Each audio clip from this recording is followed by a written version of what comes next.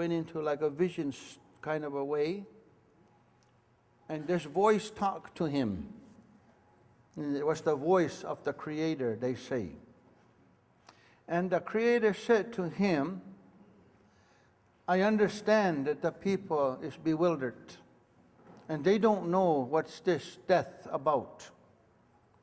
He says, well, I'm the one that's causing it. And tomorrow morning, when you wake up, everything I tell you, I want you to summons all the people of the village, and then you tell them everything, what I'm telling you, since they ask, and they want to know. First thing, number one, I want you to tell the people not to fear death. Don't be afraid of death. Number one, don't be afraid. It's just another part of life. Don't be afraid. Then he says, that's when he told that I predestined death at the birth of every person. And only I know when that is going to end for each person. Some stick that is marked is only that big stick. That means baby was born and only breathed 2 times and died. That's as long as they were given to live. Some is only stick that long with so many marks, and they're only 8 years old, 10-year old, they got to go. And some of them is 150 years old stick, and that's how long they're going to live. And nobody can change it. That's the way it is. He says, people will not live forever. They're only here visiting so long.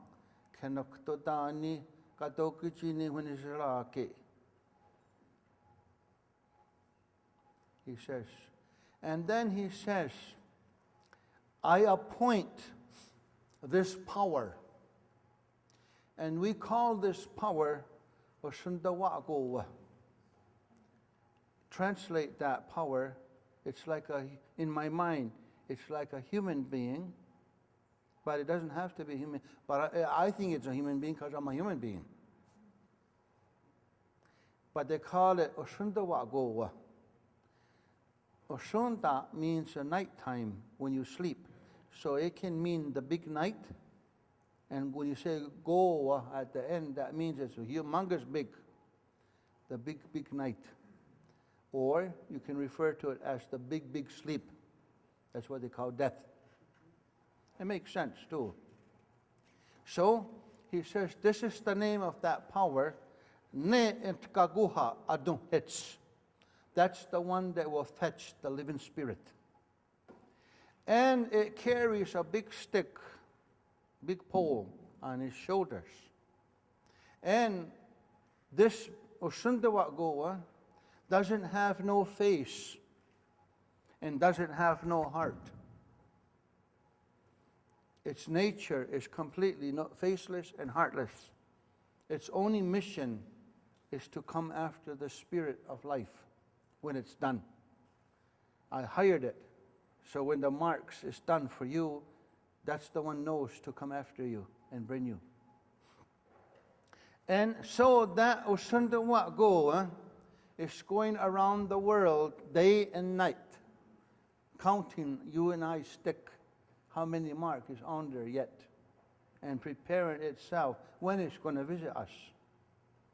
And when it's ready to come after somebody, it uses the big pole. Osundawagoa uses that big stick, big pole, and it hits that house in order to take that living spirit from that person.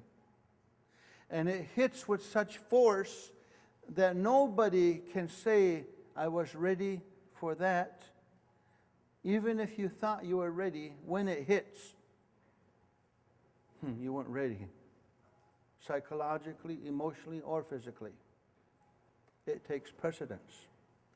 But when it hits the fireplace where your wood has been piled to keep your fire going, it hits with such force that all the wood piled is scattered all over your house. And the fire goes out in your house. And it gets cold because it hit so hard. And when it hit and the fire went out of life, I'm talking about life, because in us is a little fire. And when we pass, our fire goes out. That's what it talks about, means when it hits, the fire will go out. It's talking about the fire in our body. And when it hits so hard, the dust of death will fly all over. And it will go into your eyes, the family that remains. And do you know anything can touch your eye? It makes tears right away. So when the dust goes in your eye, tears comes down, the family. And they can't see good. Everything is blurry. It's the dust of death that caused that. And when that stick hit and took the fire from the living, the dust went all over, and it landed in their ears, the family members left over. And so the dust of death blocks and obstructs the hearing of the remaining family. So if you talk to them, they'll say, huh, what did you say? They don't understand. They can't quite hear you right, because the dust of death is in their ears. And then when that stick, that big black thing hit, the big great night that came after the spirit of life, the dust of death is all over. It falls on your head, your hair, and your brains, so that it obstructs your thinking. Did I do this? Did I forget this? Even though you try to think what I'm going to do next, you don't know, because you're all confused of this thing that hit you. You can't think straight. That's the reason the Creator made the clans and separated them, so that when their mind is found the ground, as I'm describing, that's why it's their job, who don't have tears in their eyes, who don't have a heart that's broke, who can hear every single word. They're the ones that have to come and facilitate their fallen brother, their cousins. That's the way it is. All the nations of Iroquois is like that. So, then they said when that big nighttime hit, the dust fly all over, and it went in your throat and in your stomach.